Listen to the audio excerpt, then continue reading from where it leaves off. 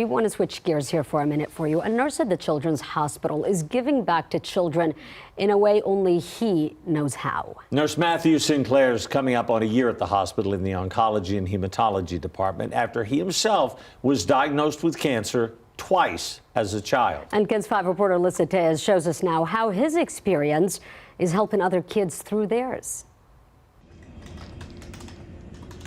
Before patients filled the outpatient hematology and oncology clinic at the Children's Hospital of San Antonio, Matthew Sinclair prepares for the buzz of patients heading his way. That's what matters, remembering those little things, those little details. He, too, remembers those little details while also dealing with something big. I had been sick for a number of weeks, and we didn't really know what was going on.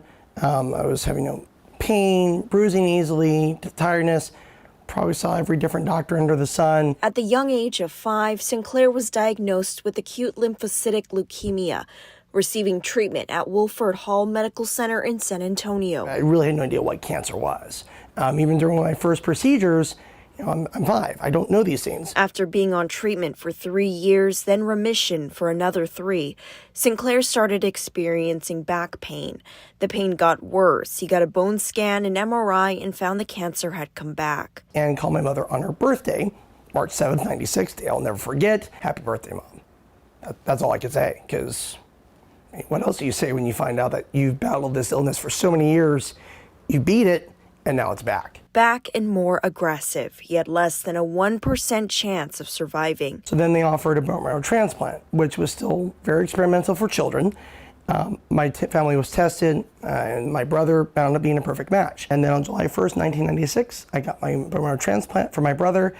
They were stem cells that literally is a giant tube, looked like kind of grapish, pretty Kool-Aid, and it's like, that's it. He remembers the nurses who cared for him 26 years ago. Scott, who used to work here in this very clinic.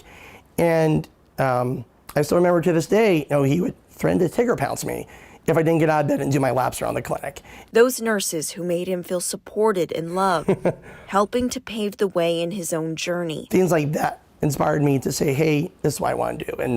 And the patients tell me that they appreciate the fact that I'm honest with them. Sinclair has now been with the San Antonio Children's Hospital for about a year, building relationships, providing support. Knowing that this is where I was all these years ago, I feel like I'm back home. And care no one else can. And I never try to downplay the experience or knowledge that other nurses have, but they've even told me that you have a different perspective that you can't teach that kind of perspective. Because he knows what it's like. Giving these families hope and understanding that, yeah, it's dark, it's terrible, it's scary, but we're here, we're gonna do the best we can for y'all, and at the end of the day, know that we're here. Dealing with the marathon that is cancer, it can help to remember you have someone behind you cheering you on. It's a team effort. No one can get through this alone. Lisa Tejas, KENS 5.